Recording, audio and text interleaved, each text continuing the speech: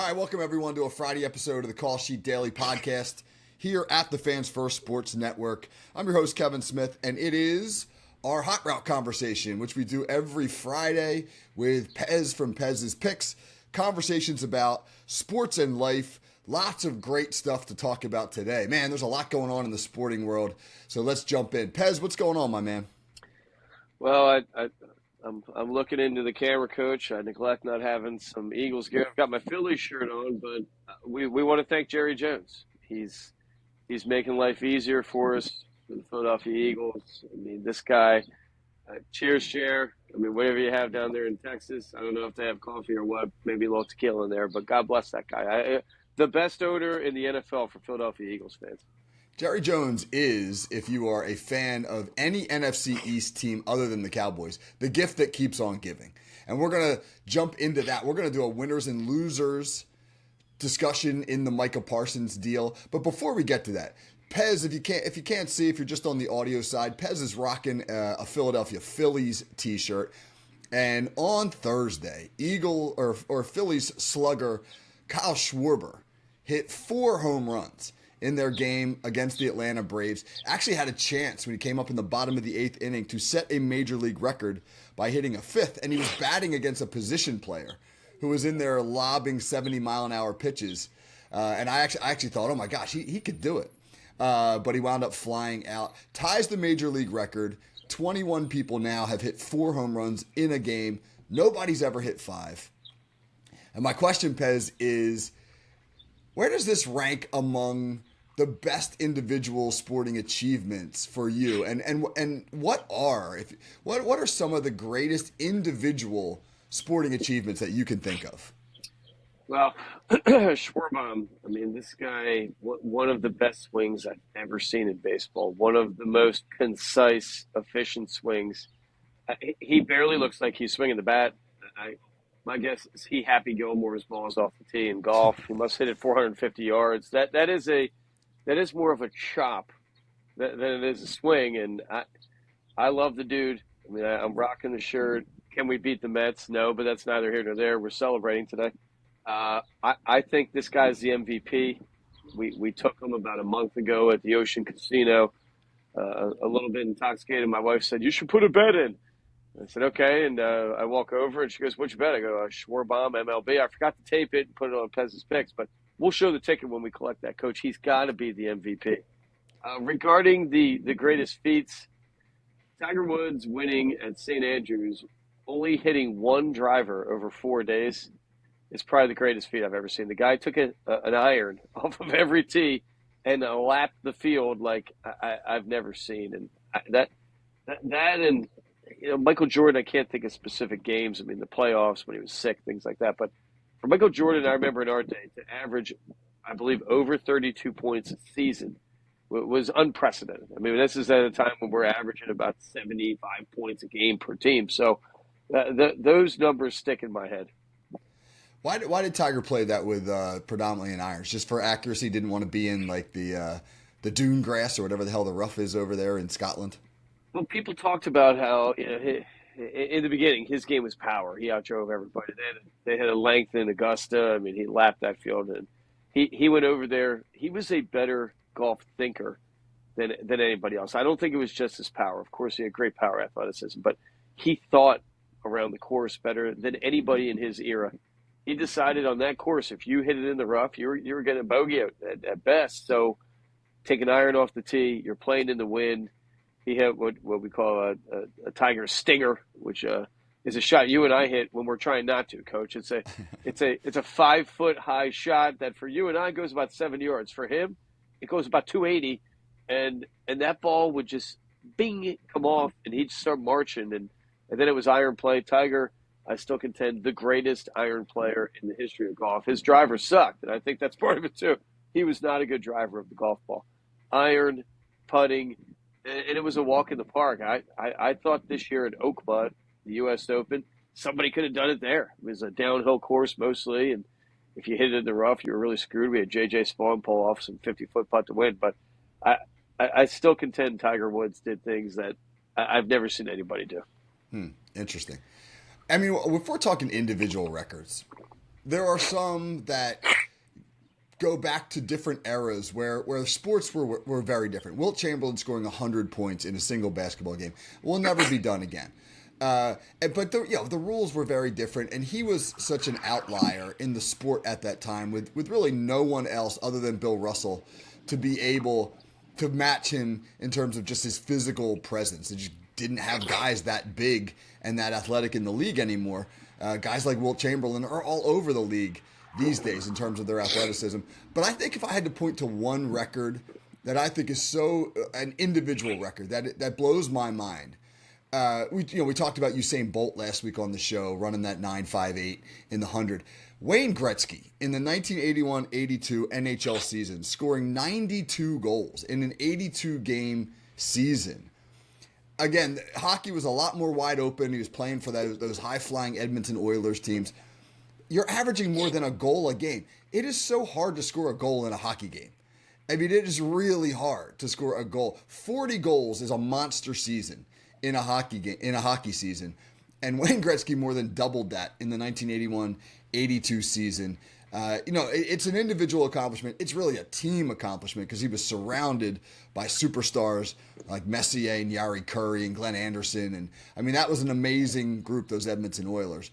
But I'm 100% sure that you're never going to see somebody score more than 92 goals in a season. You'll see somebody at some point. I think somebody will hit 5 home runs in a baseball game. I can't imagine somebody scoring more than 92 goals in a hockey season. Well, and Gretzky at the time reminds me of another athletic feat. Brad Marsh, Philadelphia Flyers, I still believe the last NHL hockey player to not wear a helmet, Coach, which I think it's something that should be celebrated. What a lunatic. Tiger Woods, his day, he was winning at such a clip. I talk about this with our co-host, Jeff Hartman. At times you would bet Tiger Woods to negative money. So if you wanted to bet $100 on Tiger, you'd have to lay $200 in a golf tournament where there's 150 guys. And Scotty Scheffler's is starting to come in that neighborhood, but I don't think that we'll ever see that.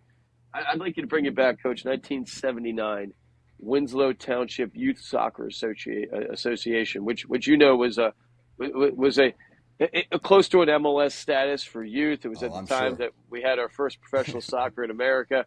1979, I was the starting right back for the Winslow Rowdies, and my coach, who only went by the name Cowboy, which is ironic because we hate the Cowboys, he was so mean, Coach. This guy, I knew the parents knew this guy was mean. You weren't allowed to leave the chalk. You had corners to stand on. So my dad, who was a football guy and a boxer in the Navy, he says to me at the end of the season, I'm going to coach a team next year. And I didn't know why. I kind of know why now. And the guy was abusive. So my dad starts the Aztecs, Coach. And, my skill either grew or the Cowboy didn't recognize it. Next year, we face off with the Cowboys team. The big guy here scores 4 goals. The Rowdies coach bit his chalkboard, actually bit a piece off and threw it in the woods. And we win 4-0, and the big guy set the stage for the rest of my career. And maybe I'll put that up in that list, Coach. 4-0 against the Cowboy and the Rowdies, 1980, on a Saturday morning, Winslow Youth Soccer Association. Bring that on, Tiger Woods. I'd like you to beat that, buddy. You lived the plot of kicking and screaming, man. That's kicking and screaming right there. That's the whole plot. Yeah, I would put them as equals. You scoring 4 goals in a 10-year-old soccer game, and Kyle Schwarber hitting 4 bombs. Absolutely on the same level. I believe I was 7. Okay, now, ready? Let's move to the big story. The big story. Oh, my goodness. Micah Parsons traded from the Dallas Cowboys to the Green Bay Packers. He gets a new reworked deal in Green Bay. 4 years. You ready for this number? $188 million, 120 of which is guaranteed.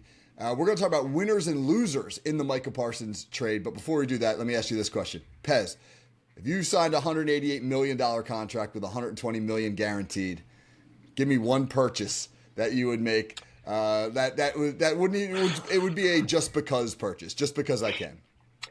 The dream is to have a penthouse in Manhattan, a mountaintop house in Tahoe, and a beachfront house in Key West. I'd buy all 3, Coach. Yeah. I'd have all 3.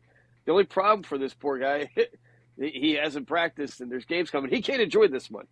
he theoretically can't enjoy this money till the season's over and get Green Bay a better team than Dallas, so they could go pretty far. It could be January for them, but I'm happy for that, dude. I explained it to my son a little bit. When you're on a rookie contract and you turn out to be great, you're not your last year. You're not earning money. You're protecting your product. I mean, if this guy got hurt, I explained. He said, "Well, what if he played this year? I think he was going to get what 10, 12 million." So that's a lot. So what if he played? I said, if he got hurt, they'd pay him for this year. No one would ever pay him again. No guarantee in NFL. I mean, there's no future guarantee. So I respect what he was doing. I respect the demand to get paid an equal pay for a worker. What is Jerry Jones thinking? I just don't know, Coach. I can't get enough of this guy. He got the Netflix special out. He could be the old country boy. I ain't gonna let you beat a handshake deal. What modern owner thinks they can negotiate with players? These guys, me and you were players. I'm not in there negotiating contracts. I'm no lawyer. I'm not Ari Gold from Entourage. Vince didn't negotiate the Aquaman contract. Ari Gold did, Coach. And I contend Jerry Jones, a total moron. I mean, this guy has lost his mind. I don't know what's up with that team. I don't know anyone that would ever want to play for that team. Well, the answer to your question, what GM would negotiate that deal? The answer is an arrogant individual who thinks he's smarter than everybody else, and obviously doesn't respect the quote unquote employees. I mean, Jerry Jones views the players as, you work for me. You're not the star. I'm the owner. I'm the attraction. You work for me. I dictate the terms.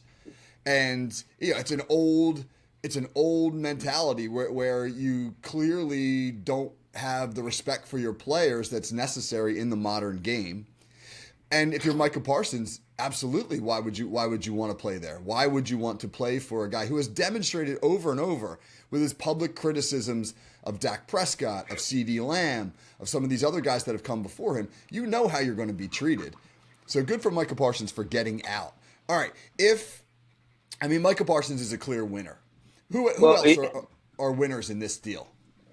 Well, the Green Bay Packers are clearly winners. The Philadelphia Eagles, Week 1, are clearly winners.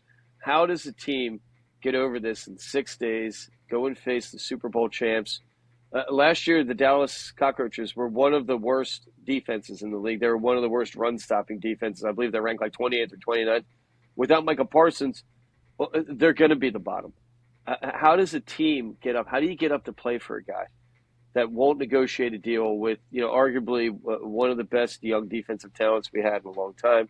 How do you go and risk basically risking your life and health depending on this guy to take care of you? When you take a player in the room to negotiate, you're outfoxing them, right? These guys aren't trained to negotiate. Your demand to only negotiate with players is an attempt to rip them off. I mean, that's all this is. These aren't trained negotiators. These aren't guys writing contracts. That's not their business. So that is an underhanded way to treat your team, your employees, like you're saying. I explained to my boy, Jeffrey Lurie, Philadelphia Eagles, Jeffrey Lurie, the owner of our team. He's a Hollywood producer.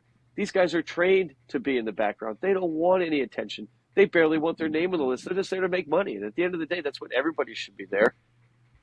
Not to side with Jerry Jones, but I wonder, is there something we're missing, Coach? I watch Parsons at least twice a year, and I watch the Cowboys. Well, I don't watch him a ton because we don't bet on him a lot on Peasants Picks. But is Micah Parsons stat and athletically superior than anybody we've seen in a while?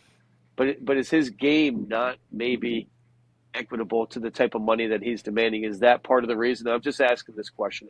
I like to think, when I think of Lawrence Taylor, this guy took games over. He won games on his own. Is Micah Parsons doing that? Am I missing something? I know he's got 12 sacks, over 12 sacks, 4 straight years and things like that. But is he maybe stat better than he is, real game better? And was this part of the hesitancy? I don't know. I'm asking you as the X and O's guy. I think Micah Parsons is an elite football player. And is he as good as TJ Watt? Is he as good as Myles Garrett? I think he may be a hair below those guys. When you look at the way that Watt and Garrett impact games versus the way Parsons impacts games, I don't think it's quite exactly the same. So if you wanted to make an argument that he shouldn't get the exact money those guys get, now granted, he also is a couple years younger, so that factors in as well. But I think the bigger issue here is that with Jerry Jones's approach, it's much more about control. It's much more about controlling the narrative, not allowing a player to wrestle the narrative away and then force you to yield to the player's demands. I think that is at the heart of this more than anything else, because it doesn't make any sense. Like, I think Jerry Jones envisions this Herschel Walker-like haul. Hey, 35 years ago, I traded Herschel Walker for a haul of draft picks, and we built a 3-time Super Bowl championship team out of that. Well, you're not getting a Herschel Walker haul here. I mean, Kenny Clark, who they get back from the Packers, he's a good player, but he's going to be 30 years old. He's a little bit more towards the end of his career than he is the beginning. And if you've got the 2 first-round draft picks you acquire, that's an investment in the future. So it's weird. You acquire a player in Clark who's probably not going to be able to help you 3 years down the road when those number 1 draft picks may put you in position to compete for a championship. And then I'll say one more thing. Throw on top of that the fact that the NFC East is a division driven by offenses. We all know Philly's got a great defense, but they got a top 5 offense too. The Commanders have Jaden Daniels and Cliff Kingsbury and one of the best young offenses in the NFL. And the Giants, with an offensive-minded head coach in Brian Daboll and some really good weapons at the skill positions on offense, and Jackson Dart, who looks pretty darn good. Those offenses are going to feast on this Cowboys defense. Absolutely feast on it. This is, for me, a submarine to the bottom of the ocean, man, for the Dallas Cowboys. Well, I couldn't agree more. The problem when I analyze this, and we have our opinions, and everyone hates Jerry Jones. I mean, we know that. This is clear, but when I look at games, I know Vegas. I know the people that are making lines. They know more than anybody, right? And when you have a player go down, I like to see how does that affect the line. If you're in basketball and the line jumps 5 points, I mean, that's pretty impactful. That tells you that this guy's a stud, and that's bringing average points down. Micah Parsons, either Vegas knew he was not playing, okay, but this line came out, in March when we first put our bet out. It stayed steady at 7 points. It dropped to 6.5 for a brief moment, but 7 points, Eagles laying. Since he's left, it's only gone to 7.5. So I don't know, is that Vegas telling us that the Philadelphia Eagles in this matchup figured out a way to neutralize this guy? Maybe their schemes, that's what I was talking about earlier. I don't remember Micah Parsons ever dominating or winning a game against the Philadelphia Eagles. I just don't remember it. Maybe that's part of the play, or maybe Micah Parsons' numbers are not as true as a Watt or some of these other guys, Garrett. I don't know. But at the end of the day, the Cockroaches are worse. Their drafting ability has been awful. Those 2 first-round picks, the odds are anyone's first-round pick is going to be great. So for them, it's definitely not going to be great. One thing, Coach, that I can't believe you're saying, the New York Giants stink, Coach. They stink. Daboll's done. That team's awful. You've got Russell starting for that team. Jackson Dart. Bring him on, Coach. The Philadelphia Eagles say, bring him on. That team's awful. They have no offensive line. They're not going to be able to run the ball. And at the end of the day, I think one thing we're neglecting in the NFL, you have to be able to run the ball. You can get there. You can get to the Super Bowl. You can even win it if you're Patrick Mahomes. But minus Patrick Mahomes, Tom Brady, you need to be able to run the ball and defend. And that's what the Philadelphia Eagles do. And the Dallas Cowboys do not do that. I mean, they're just not going to do it. And I don't think many teams in the league do that now. We're seeing a return to prominence of running back. And it's something that we look for when we gamble. When you can run the ball, you can tick the clock, you can control the game, take pressure off the quarterback. And that's something that few teams can do in this league right now.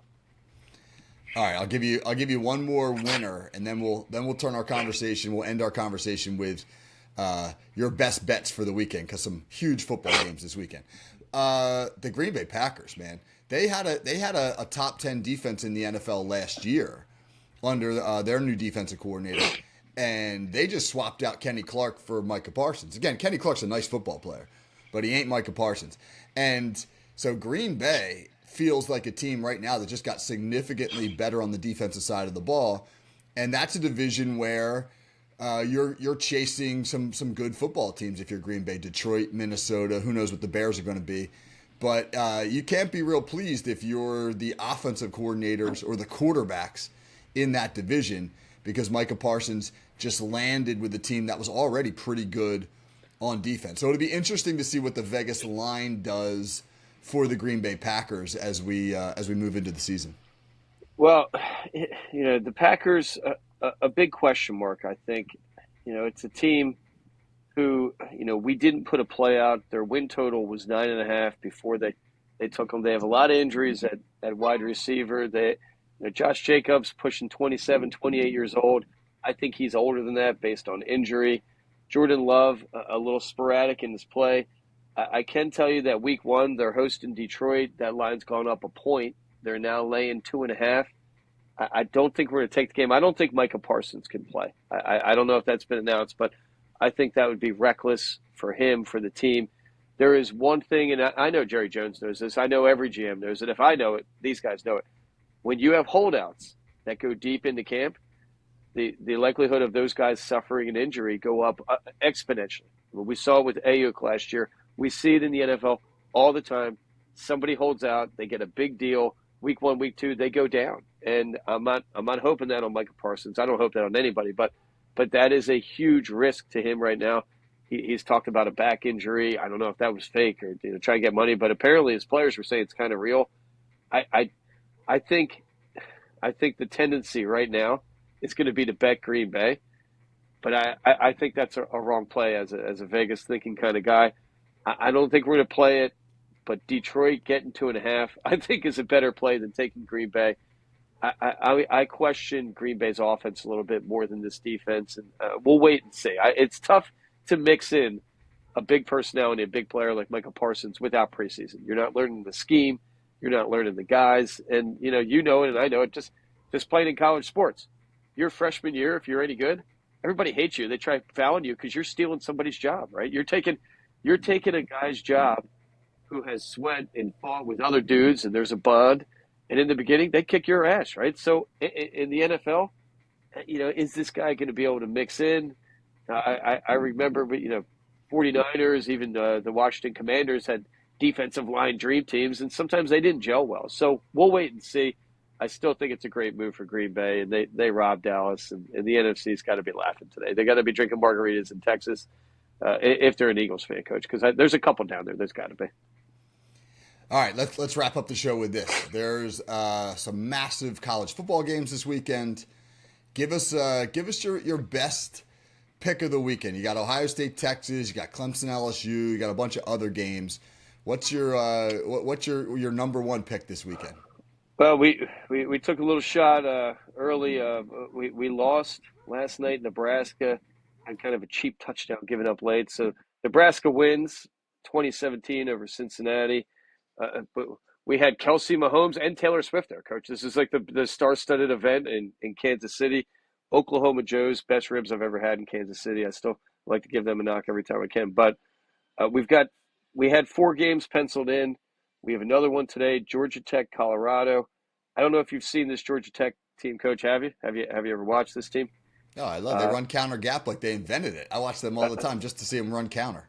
Haynes King and Jamal Haynes, quarterback, running back, real seniors. I mean, these are like, grown men guys. They're shaving, Coach. They've got beards. So I like betting quarterbacks and running backs that are shaving in college because some of them not.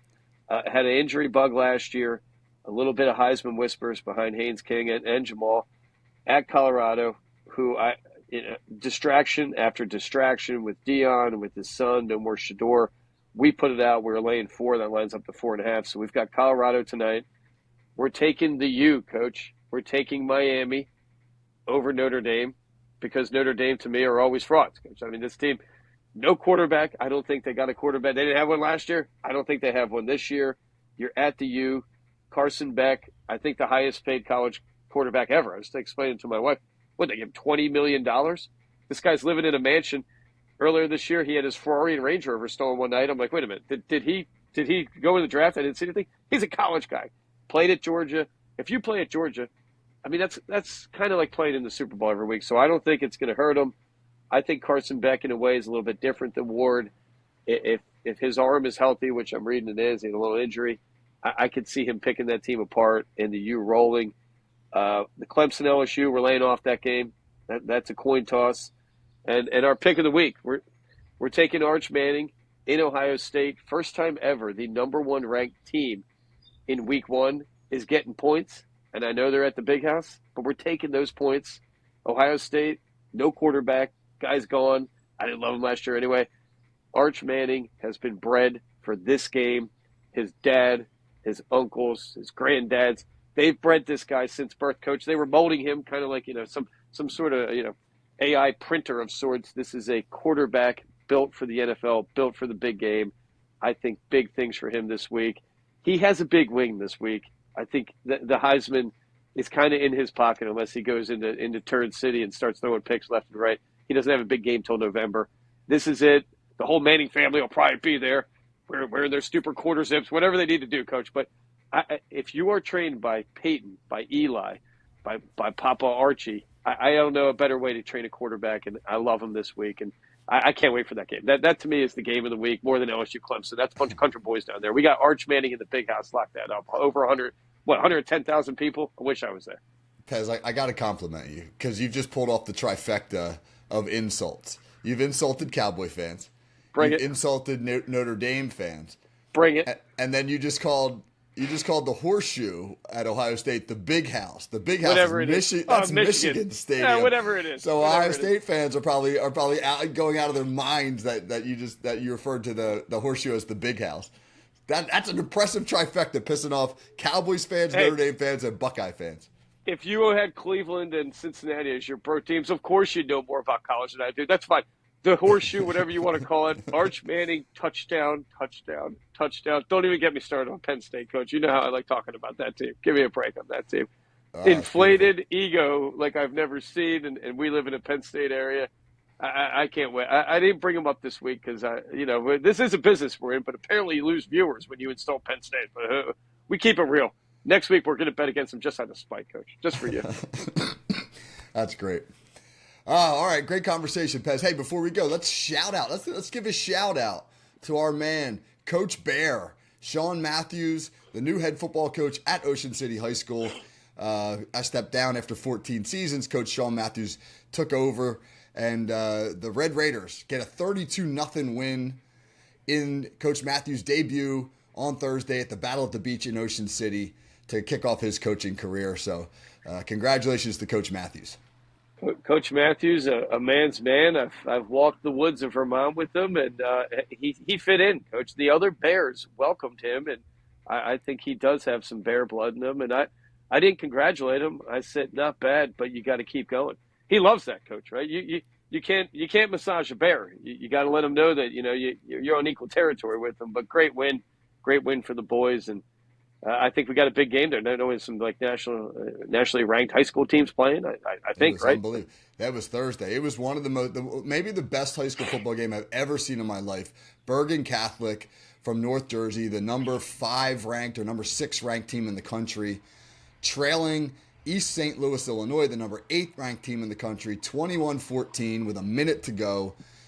They block a punt and run it back for a touchdown and then go for 2. And convert it and beat East St. Louis 22-21. The athletes on that field were unbelievable. The guy who made the play on 3rd down to force the punt was an Ohio State commit. The running back for East St. Louis is the number 2 ranked recruited running back in the country. It was like watching future NFL players. An amazing event in Ocean City. High school football is awesome. Who had the better quarterback, Bergen or this St. Louis team I've never heard of, which is strange to me. They have some great team out there, but I'll take it, Coach. 2 totally different quarterbacks. The St. Louis kid was a athletic kind of dual threat guy, as they say. The Bergen Catholic guy was like Kurt Warner back in the day, a statue in the pocket who was picking them apart. It was cool to watch the 2 different styles. I got to talk to Mike Mayock, former NFL GM and NFL Network analyst. He was there watching the games. Brian Cushing, former NFL linebacker, Bergen Catholic alum, he was there. Belichick was there last year. I mean, it's just an amazing event and a really cool experience. So, that Cushing, a badass guy, Coach. I wouldn't want to meet that Cushing in a dark alley. That was a bad man right there. Yeah, he looks like he could still, run through a guard or 2. So, all right, man, great conversation, Pez. So, hope everybody has a wonderful weekend. For Pez from Pez's Picks, this is Kevin Smith for the Hot Route Take care, everybody, and we'll catch you on Monday.